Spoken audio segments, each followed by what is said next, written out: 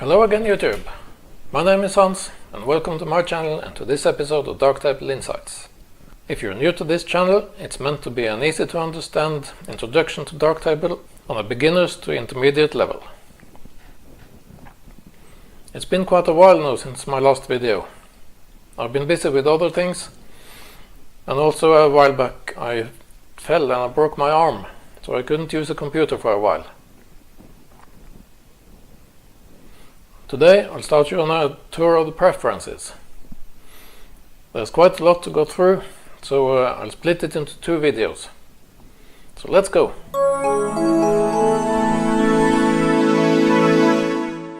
So, you access the preferences by clicking on the cogwheel up here in the header. If it's not visible, if it's like this, then you just click on this little triangle on the top to expand the view. So now we can go into the preferences.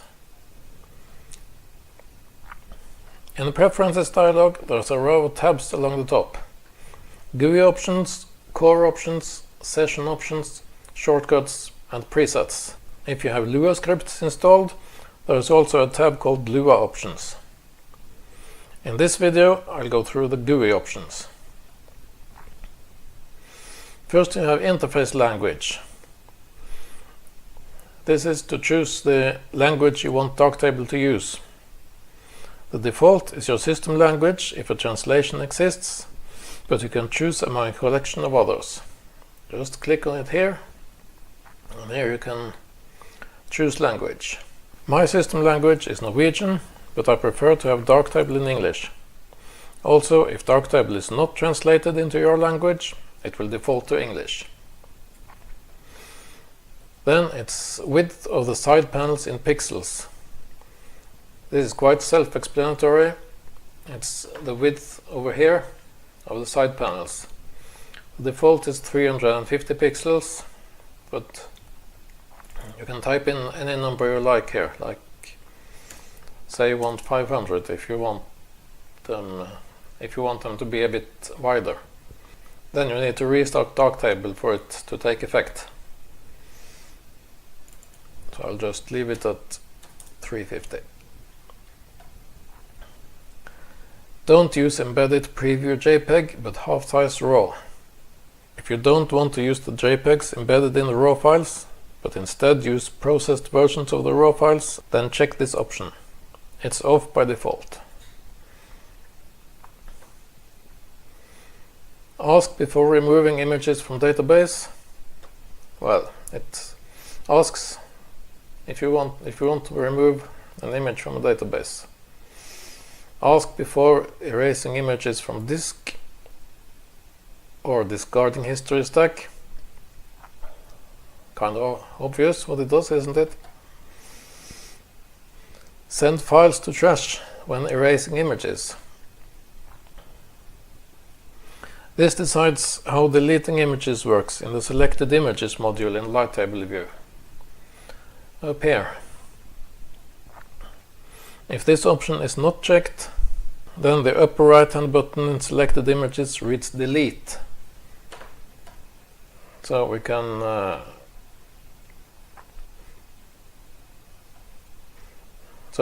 uncheck here and then close, and you see it changes to delete. Clicking this button now deletes your selected images directly. If on the other hand this option is checked, the button reads trash, like it did when we got here, and it sends your selected files to the trash can instead, so you have the possibility to regret deleting them. I like to have it on sending it to trash. So next up, ask before moving, ask before copying. You should understand what that means. Also ask before removing empty folders, because if you move all the files in a folder to another folder, then this folder is empty and Darktable wants to delete it. So it's just to ask if it may do that or not. Number of folder levels to show in lists. The number of folder levels to show in film roll names. So for example, in the collect images module, when you collect by film roll, the default is to show only the name of the folder with your images. Let's take a look. Collect images. Here are my film rolls. And you see it's only the name of the film roll itself. But then if we change this to 2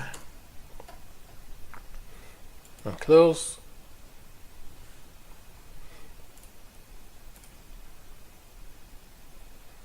I guess we have to restart Darktable for it to take effect. So now I've restarted Darktable, and you can see here's also the folder name.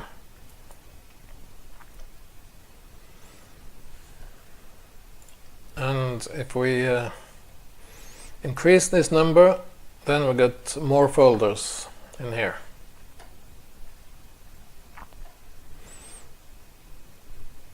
Next, ignore JPEG images when importing film rolls. When this option is checked, the import dialog will not display any JPEG files found in the same folder as the raw files we import. This is useful if you shoot both RAW and JPEG and you only want to import your RAW files into Darktable.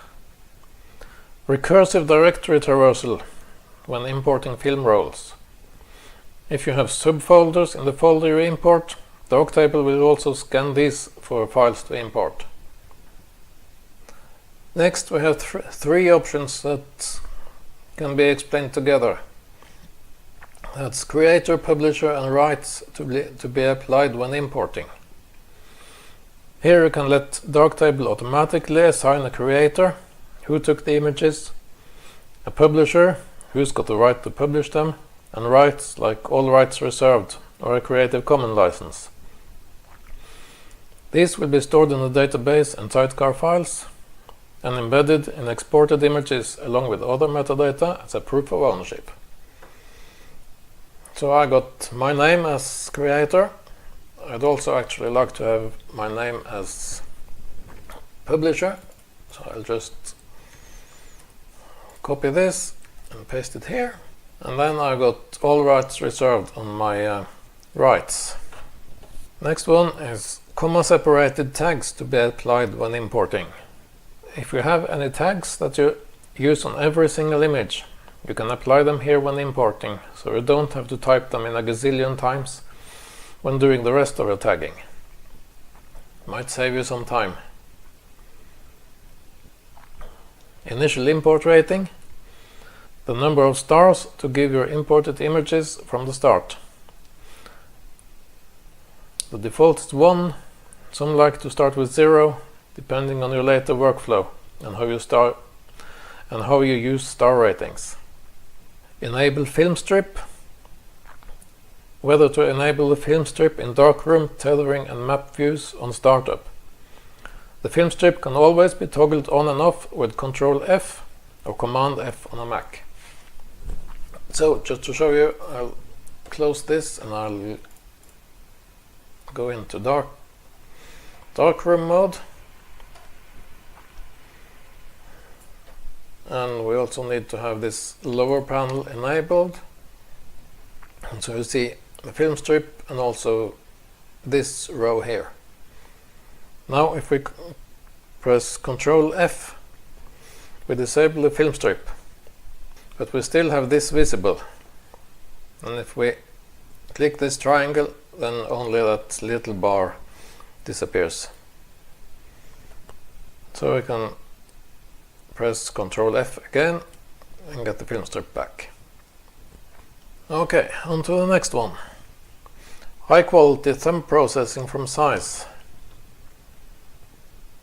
If the thumbnail size is greater than this value, it will be processed using the full quality processing, which is better but slower. So we can choose between different sizes here. Default is 720. Enable extended thumb overlay. If this option is checked, you will get an overlay with some EXIF data on the thumbnails in light table view when hovering with the mouse. So if you hover over an image, you get this here with the file name and some EXIF data. Next is pen pressure control for brush masks. If you use a pen and graphics tablet, this option controls how brush strokes react to varying pen pressure. You can use it to control hardness, opacity or brush size. And also for hardness and opacity there are alternatives for relative and absolute. Don't quite understand what that means. I'll just leave it off.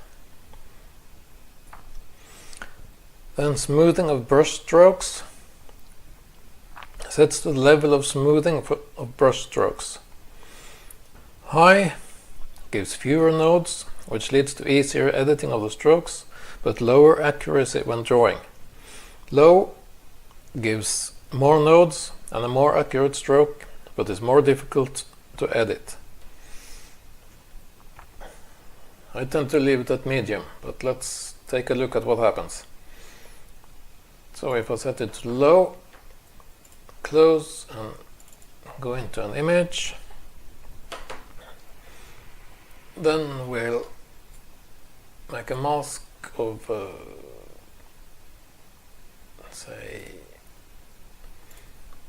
say in the levels module.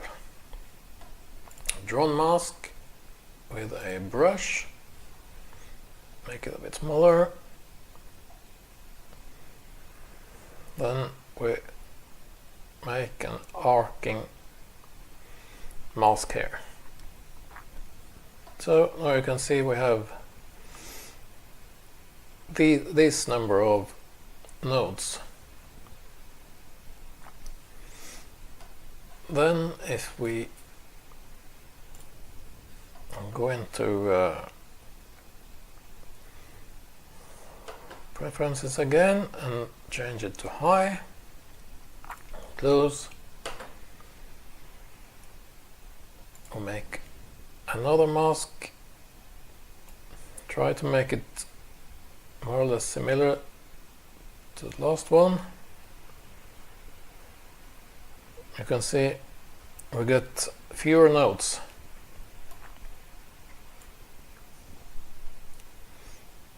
Which means that it's not that accurate, but it's easier to edit afterwards. Next one is display of individual color channels. That's a tricky one that I didn't understand at first.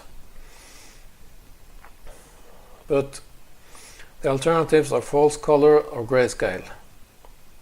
And I'll show you. I like to keep it at false color. If we close and if we now make a parametric mask, we have these different channels that we can mask, and this preference option lets us visualize the channel that we choose.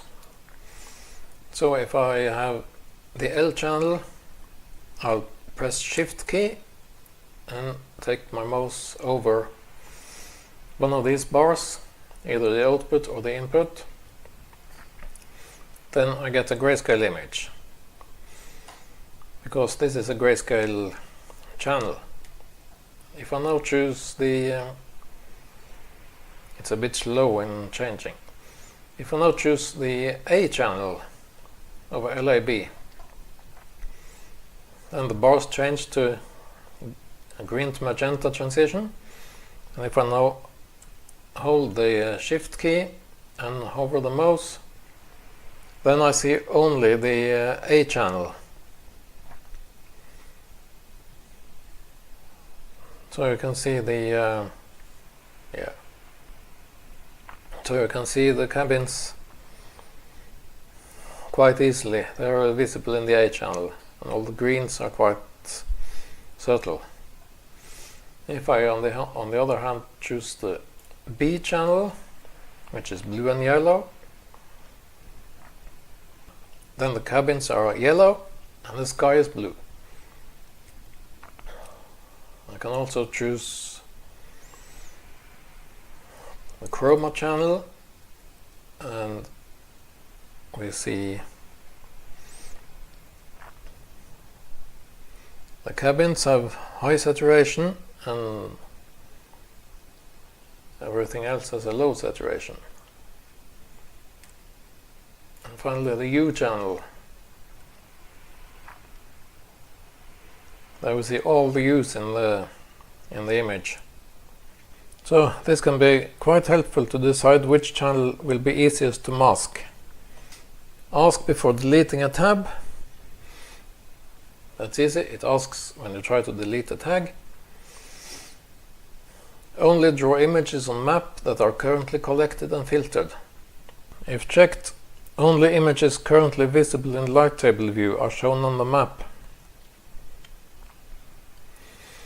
Next is maximum number of images drawn on map. The default is 100. If this number is too high, the drawing of the map may get slow. Print the image location.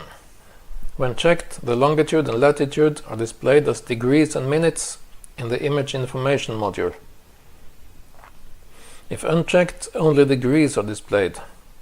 So here we have the option checked, and if I go to an image with the location information, you can see latitude is north 59 degrees and 49.800 minutes. Longitude is east 11 degrees and 8.394 minutes. If I on the other hand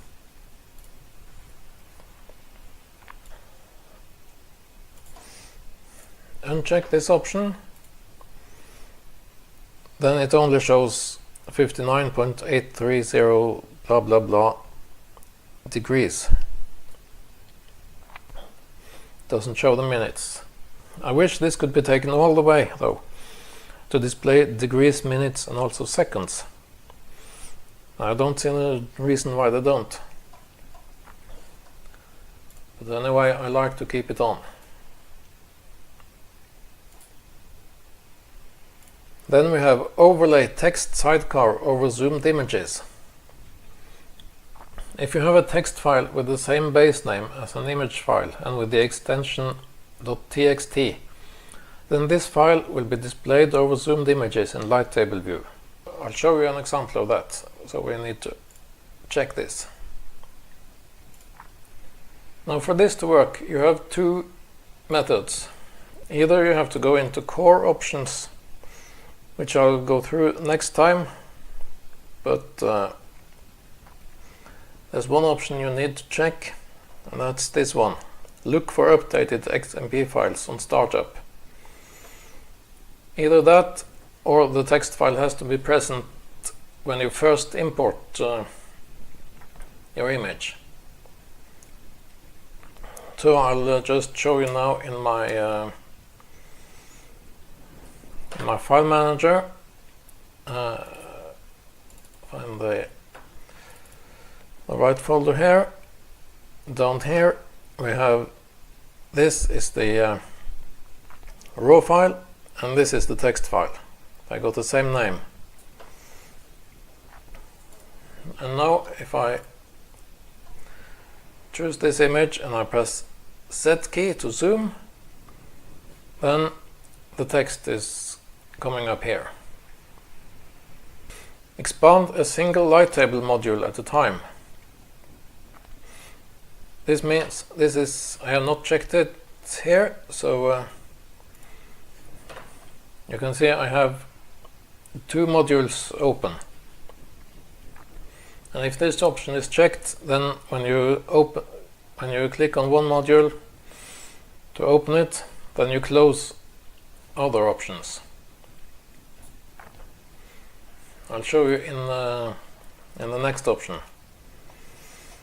because next one is expand a single darkroom module at a time, and this one I have checked. So let's go into darkroom. Here, if I now open the tone curve, then the levels module is closed. If I open the levels module again, the tone curve is closed. And here we also can see the next option. Scroll to light table. I'll just open again. Scroll to light table modules when expanded collapsed. I'll not check this one. I'll show you it's the same on scroll to darkroom modules when expanded collapsed, which I have checked. So this means that now the levels module is open. If I open the tone curve, then it pops up to the top. It doesn't just open where it was. It doesn't always go straight to the top, but it tries to do. So if I take the levels module, then it does not. I guess it's because the list here isn't so long. Okay, next one is border around image in darkroom mode. 20 pixels. That's the border along the edge here. So you can change how big this is. If we set it to 50 pixels, close. I guess maybe we have to go to light table and back. Then the border here is wider. Next one is show scroll bars for center view. The options are no scroll bars, only light table, or light table and darkroom. There's no option for only darkroom for some reason, but I have it on light table plus darkroom, and that means that when an image is zoomed, then you get scroll bars on the sides here and under here, so it's easy to navigate around the image. Of course, you can always drag around like before, or you can take this frame in the preview. Next one, do high quality processing for slideshow. If this one is checked, images in a slideshow will always be processed in full size and then downscaled to the screen size. This may sometimes lead to marginally better quality, but it's always slower. So just keep it off. Rating an image 1 star twice will not zero out the rating. So if this is unchecked, an image rated with 1 star will get 0 stars if you hit the 1 key again. This does not happen with other numbers, only with 1. So when I have this option checked, this image has 1 star, I hit 1 again, it stays at 1. I can hit 2 or 3 and 1, but then if I uncheck here, I hit 1 again, it disappears because it got 0 stars and I filtered to 1 star only. So if I filter all, then it's back here, and you can see it has 0 stars. I'll give it back the 1 star, and I'll have my old filtering. So I think this is quite confusing, so I keep this one checked. And then the last one, method to use for getting the display profile. All X atom or color D. This option allows to force a specific way of getting the current display profile for color management. In the default setting, all Darktable will either query the XDisplay service XAtom or the Color D system service. You can set this option to XAtom or Color D to enforce a specific method if the alternative gives wrong results. I just keep it at all. That's all for today. Next time I'll go through the rest of the preferences options. If you like this channel, then please hit that subscribe button and the notification bell so you'll never miss an episode. And I'd be very happy if you check out my other outlets online. All links are in the description. And if there's anything about Darktable you'd like me to talk about, then let me know in the comments. So see you in the next one. Bye bye.